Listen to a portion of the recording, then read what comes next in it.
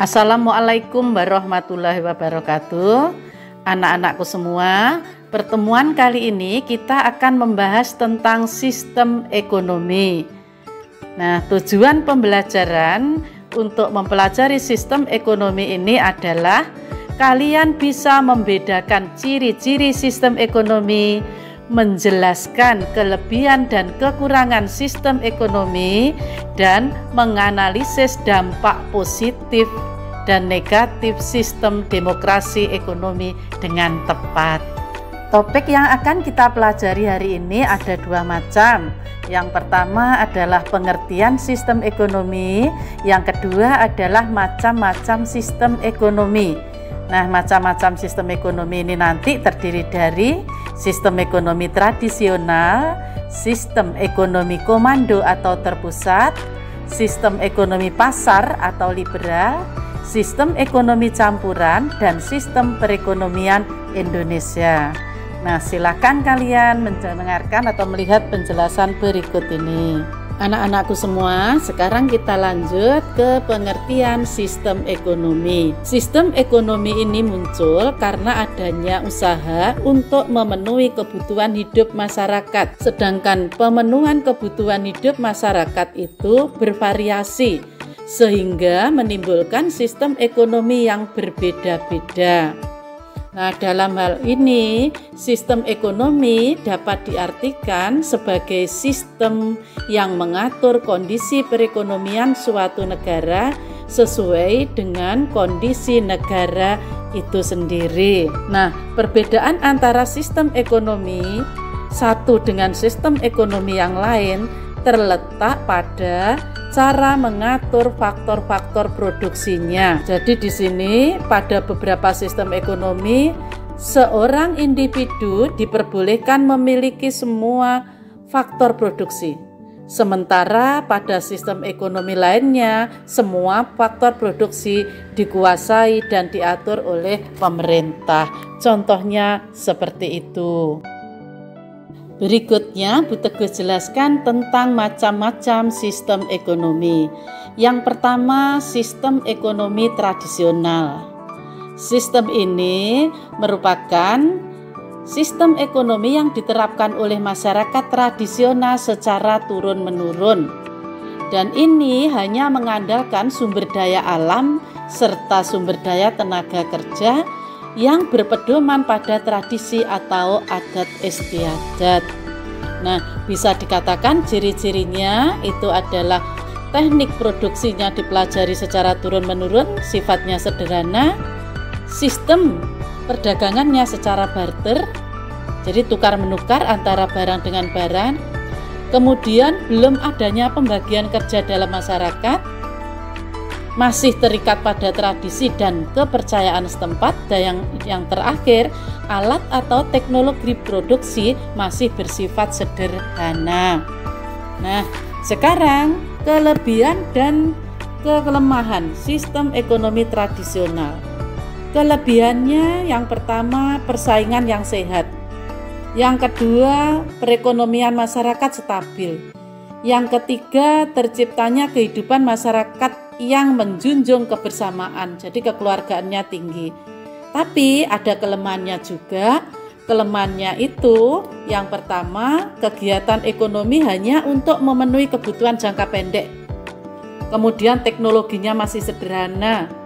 Terus yang ketiga, produktivitasnya rendah.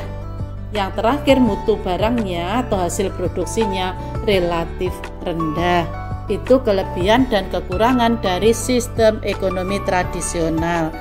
Yang berikutnya, sistem ekonomi komando atau terpusat.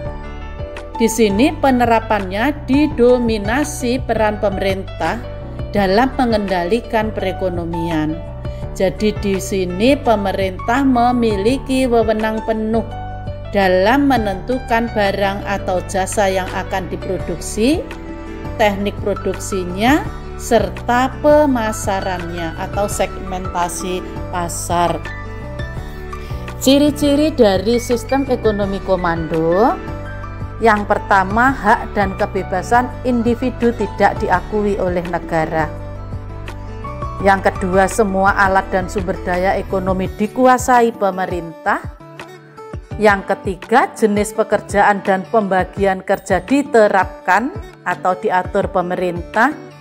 Yang keempat, segala macam bentuk kebijakan perekonomian diatur sepenuhnya oleh pemerintah. Yang terakhir, individu atau kelompok tidak dapat berusaha dengan bebas dalam kegiatan perekonomian. Jadi kesimpulannya itu semua diatur oleh pemerintah secara terpusat.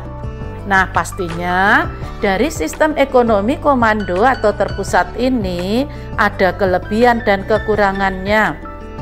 Kelebihannya yang pertama, pasar barang dalam negeri berjalan lancar, distribusi pendapatan merata, kondisi perekonomiannya stabil, dan di sini pemerintah lebih mudah mengendalikan permasalahan ekonomi. Dan kelemahannya, yang pertama mematikan kreativitas individu. Jadi masyarakat jadi kurang termotivasi untuk menciptakan mengembangkan kreativitasnya. Yang kedua, adanya distribusi barang yang tidak terlalu dibutuhkan oleh masyarakat. Jadi kurang bagus. Yang ketiga, terjadi monopoli yang merugikan masyarakat karena dimonopoli oleh pemerintah. Yang keempat, masyarakat tidak memiliki kebebasan dalam memilih sumber daya ekonomi. Anak-anakku semua, sekarang kita lanjut ke sistem ekonomi pasar atau sistem ekonomi liberal. Pada sistem ini, seluruh kegiatan perekonomian seperti produksi, distribusi, dan konsumsi diserahkan sepenuhnya kepada mekanisme pasar. Adapun dalam hal permodalan, sistem ini akan menunjukkan pentingnya kepemilikan modal usaha bagi pelaku bisnis agar mampu bertahan dan memperoleh keuntungan sebesar-besarnya. Namun demikian, penerapan sistem ekonomi pasar atau sistem ekonomi liberal ini tetap memerlukan campur tangan pemerintah. Nah, keterlibatannya bagaimana pemerintah terhadap sistem ini? Nah, misalnya di sini terlibatnya pada penentuan kebijakan tertentu, contohnya adalah politik luar negeri dan keamanan negara. Nah, dalam sistem ekonomi pasar ini memiliki ciri-ciri pemerintah tidak melakukan intervensi dalam pasar. Kemudian terjadi persaingan ketat antar pelaku ekonomi dalam kegiatan ekonomi.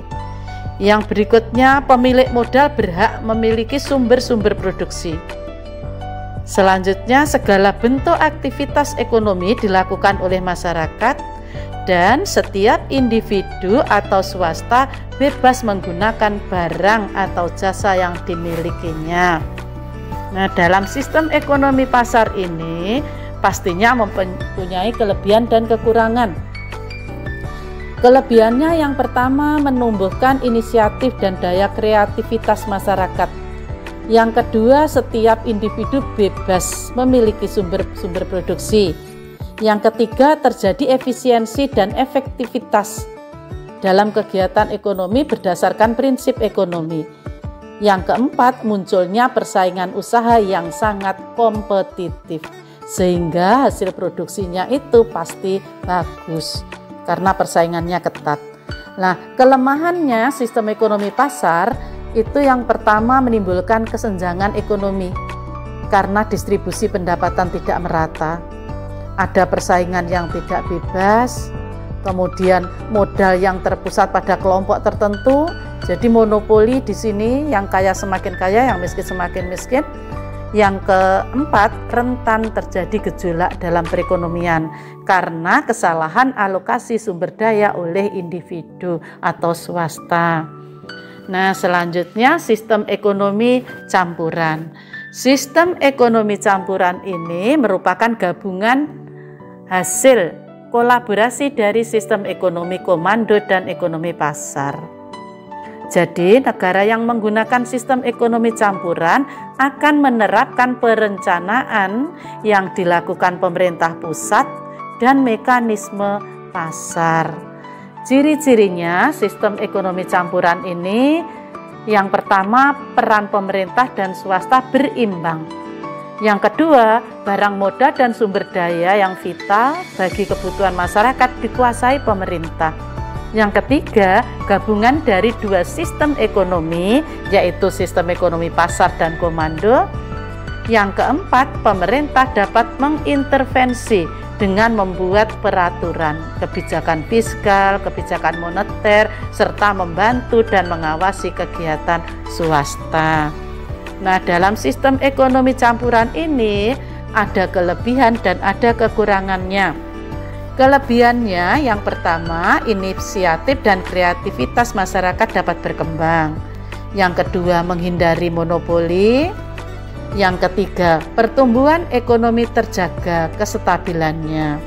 Kelemahannya, satu, ada kesulitan dalam memenuhi kebutuhan masyarakat yang beraneka ragam. Yang kedua, campur tangan pemerintah terlalu lemah, memungkinkan berlakunya sistem ekonomi pasar. Yang ketiga, campur tangan pemerintah yang terlalu kuat dapat mendekati sistem ekonomi komando. Yang terakhir, bisa menimbulkan korupsi, kolusi, dan nepotisme karena kurang pengawasan dari pemerintah. Anak-anakku semua, itu tadi penjelasan dari Bu Teguh. Semoga kalian bisa memahami dan sampai ketemu di pembelajaran berikutnya. Wassalamualaikum warahmatullahi wabarakatuh.